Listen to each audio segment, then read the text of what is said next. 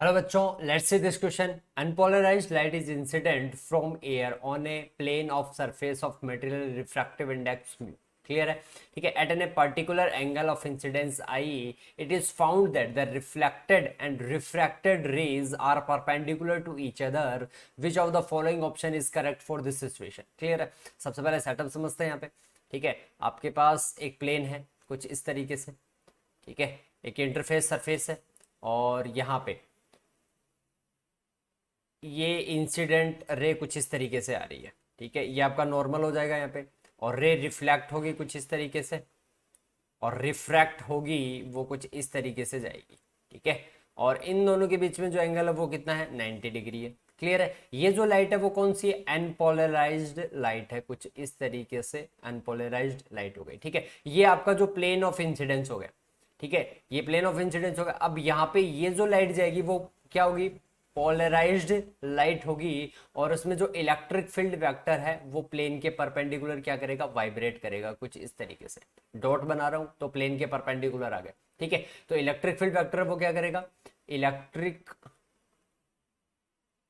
Electric vector vibrate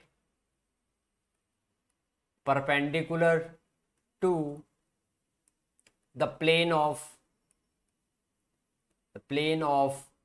incidence.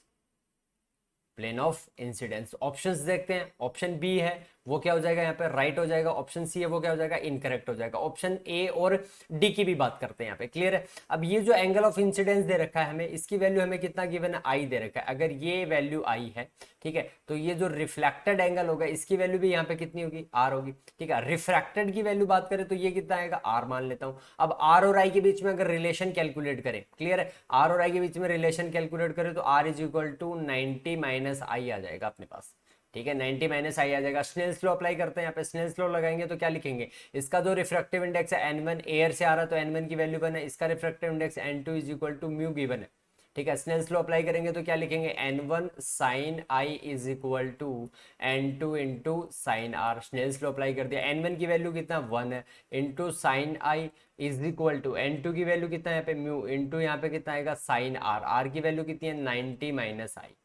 Are की value कितनी है यहाँ पे, 90 माइनस आई। सॉल्व करते हैं इस इक्वेशन को तो sine I is equal to mu into cos I, क्योंकि साइन 90 माइनस आई किसके इक्वल होता है, कॉस आई के इक्वल होता है। इस कॉस आई को इधर भेज देते हैं तो अपने पास क्या आ गया यहाँ पे, tan I sine I upon cos I is equal to tan I is equal to कितना आ गया, म्यू आ गया। इसका मतलब I is equal to tan inverse mu. Tan inverse mu, ये अपने पास क्या होगी, वैल्यू आ गई। ऑप्शन चेक करते हैं अब। ऑप्शन ए भी क्या हो जाएगा यहाँ पे, इनकरेक्ट, और ऑप्शन डी भी क्या हो जाएगा यहाँ पे, इनकरेक्ट। तो कौन सा ऑप्शन सही होगा, option B is the right answer. Thank you, best of luck.